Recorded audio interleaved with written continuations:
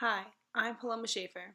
Today I'm going to discuss constitutional rights within disaster policies.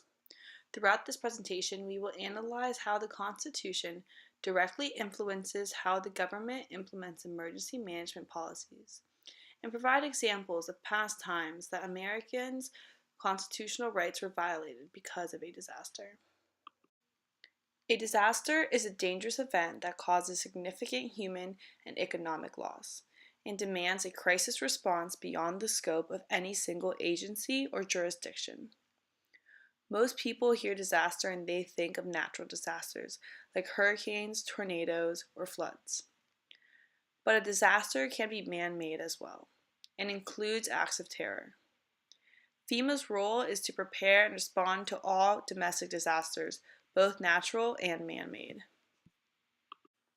The Constitution is the supreme law of the United States. It contains the Bill of Rights, which are the first 10 amendments in the Constitution. The Bill of Rights places specific limitations on government and protects individuals' liberties. Understanding our rights is important to understanding how they shape government policies. While there is nothing in the Constitution about disaster policies or FEMA, the 10th Amendment gives the state and the people in them the power to handle their own disaster response policies. The 10th Amendment states that any right not delegated to the U.S. by the Constitution are reserved to the states. Local and state governments' ability to deal with disasters on their own is the foundation of bottom-up implementation for emergency response. This essentially means that the local government has to request assistance from the state government, and the state has to request assistance from the federal government.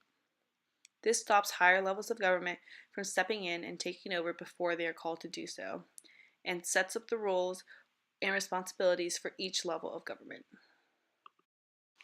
Unfortunately, sometimes our constitutional rights are violated. Hurricane Katrina is a good example of how sometimes our rights are violated during an emergency management response or due to damage from a disaster.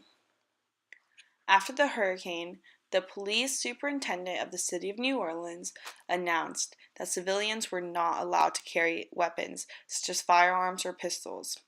Only police officers were allowed to be armed. While this was an attempt to stop armed looters and to restore order to the city, it was a violation of our Second Amendment right to bear arms. Another issue that arose from Katrina was having to postpone trials in many areas due to the damage. This violates individuals' Sixth Amendment right to a speedy trial.